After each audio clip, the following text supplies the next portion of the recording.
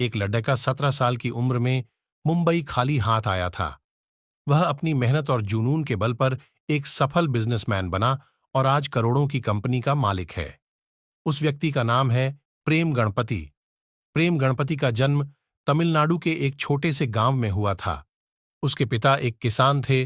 वह जिस जगह पर रहता था, वहां पर बच्चे ज्यादा पढ़ाई नहीं करते थे और 8वीं 10वीं करने के बाद किसी छोटी मोटी नौकरी पर लगकर घर खर्च में हाथ बटाते थे। प्रेम गणपति भी अपनी प्रारंभिक शिक्षा लेने के बाद तमिलनाडु में एक कॉफी शॉप पर काम करने लगे।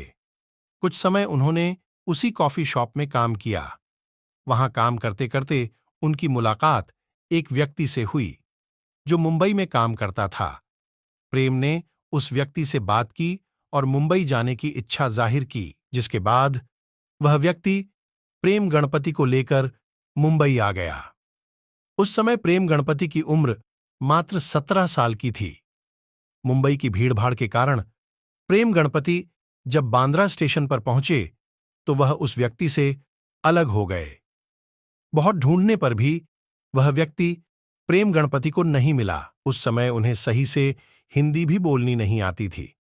वहीं पर प्रेम गणपति की मुलाकात एक तमिल व्यक्ति से हुई, जिसको प्रेम गणपति ने सारी बात बताई तो उस व्यक्ति ने प्रेम गणपति को कहा कि तुम्हें चिंता करने की कोई जरूरत नहीं है। मैं तुम्हारी तमिलनाडु की टिकट करा देता हूं, जिससे तुम वापस अपने घर पर जा सकते हो। पहले तो प्रेम गणपति को काफी सुकून मिला कि कम से कम वह अपने घर तो पहुंच जाएगा। लेकिन प्रेम गणपति ने सोचा कि वह अपने घर वापस जाने के लिए थोड़ी आया है। माना कि जो व्यक्ति ने उसे लेकर आया है, व्यक्ति उससे बिछड़ गया, लेकिन वह मुंबई में काम करने और अपनी स्थिति को सुधारने के लिए आया है। तब प्रेम गणपति ने उस व्यक्ति को कहा कि अब मैं वापस तमिलनाडु नहीं जाना चाहता, मैं मुंबई में रहकर ही कोई काम ढूंढकर काम करूंगा। इसके बाद प्रेम गणपति ने मुंबई में काम ढूंढना शुरू किया। शुरू में किसी ने भी प्रेम गणपति को काम पर नहीं रखा, लेकिन काफी ढूंढने के बाद प्रेम गणपति को एक बेकरी में बर्तन धोने का काम मिला। प्रेम ने बेझिझक वह काम किया और कुछ समय के बाद प्रेम वहां से काम छोड़कर टी शॉप पर वेटर के रूप में काम करने लगे। टी शॉप में काम करते करते प्रेम गणपति को कस्टमर सर्विस का काफी एक्सपीरियंस मिला, जिसका उन्होंने बाद में काफी फायदा उठाया। प्रेम गणपति चाय की दुकान में आने वाले कस्टमर से बहुत अच्छे से पेश आते थे, जिसके कारण उस दुकान में कस्टमर आने बढ़ गए और सभी कस्टमर प्रेम गणपति को ही सर्विस के लिए ढूंढते थे। गणपति को कस्टमर बहुत टिप देते थे। उसी चाय की दुकान में एक कस्टमर आता था। उसने प्रेम की कस्टमर सर्विस से खुश होकर एक टी शॉप खोला और प्रेम गणपति को पार्टनर बनाया। प्रेम गणपति की लगन और मेहनत से वह बिजनेस भी चलने लगा, जिसके बाद उस व्यक्ति के मन में लालच आ गया और वह सोचने लगा कि बिजनेस में सभी पैसे उसने लगाए हैं तो वह प्रेम गणपति को आधा पैसा क्यों दे।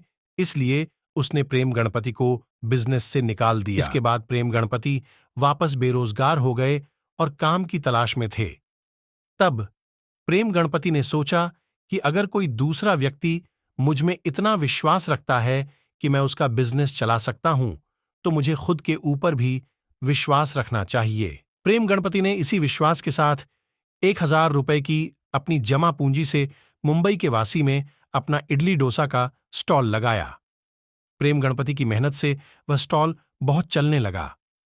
इडली डोसा स्टॉल से उनकी काफी कमाई हो रही थी, लेकिन रोड पर स्टॉल होने के कारण नगर परिषद के लोग उसे काफी परेशान करते थे। इसलिए प्रेम गणपति ने अपना खुद का रेस्टोरेंट खोला, जिसका नाम Prem Ganpati south Indian fast food रखा, जिसका नाम बाद में बदलकर डोसा प्लाजा रख दिया। वह रेस्टोरेंट भी थोड़े समय में अच्छा चलने लगा, जिसमें प्रेम गणपति ने काफी स्टाफ रखा। उन्हें किसी व्यक्ति ने बताया कि पास में एक सेंट्रल मॉल खुल रहा है और उसमें एक आउटलेट खोलने का सुझाव दिया। मॉल में उस समय प्रेम गणपति के लिए आउटलेट खोलना काफी महंगा था, लेकिन फिर भी उन्होंने मॉल में अपना आउटलेट खोला। यह आउटलेट इतना अच्छा चला कि प्रेम गणपति को बहुत से लोग जानने लगे। लोग बहुत दूर दूर से इडली डोसा खाने प्रेम गणपति के रेस्टोरेंट और आउटलेट में आने लगे। प्रेम गणपति ने अपने इडली डोसा में काफी बदलाव किए और इडली डोसा में पनीर, नूडल और अलग अलग तरह की चटनी के साथ बनाने लगे। ऐसा इडली डोसा लोगों ने पहले कभी नहीं खाया था, जिसे लोगों ने बहुत पसंद किया। प्रेम गणपति ने अपने खाने की वैरायटी के साथ ब्रांडिंग को जोड़ दिया। लोगों के द्वारा बहुत अच्छे रिस्पांस के कारण उन्होंने 5 साल के अंदर ही 26 आउटलेट खोल दिए। अब लोग उनके रेस्टोरेंट की फ्रेंचाइजी लेने के लिए आने लगे। धीरे धीरे उन्होंने अपने डोसा प्लाजा के आउटलेट इंडिया के साथ विदेश ऑस्ट्रेलिया, न्यूजीलैंड, सिंगापुर, अब्बू धाबी, दुबई, यूएस, यूके और कतार में भी खोल दी। अब उनकी कंपनी का सालाना टर्नओवर करोड़ों में है।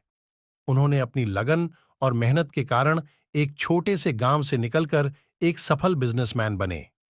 वह अपनी किस्मत के भरोसे नहीं रहे और अपनी मेहनत के बल पर एक सफल व्यापारी बने।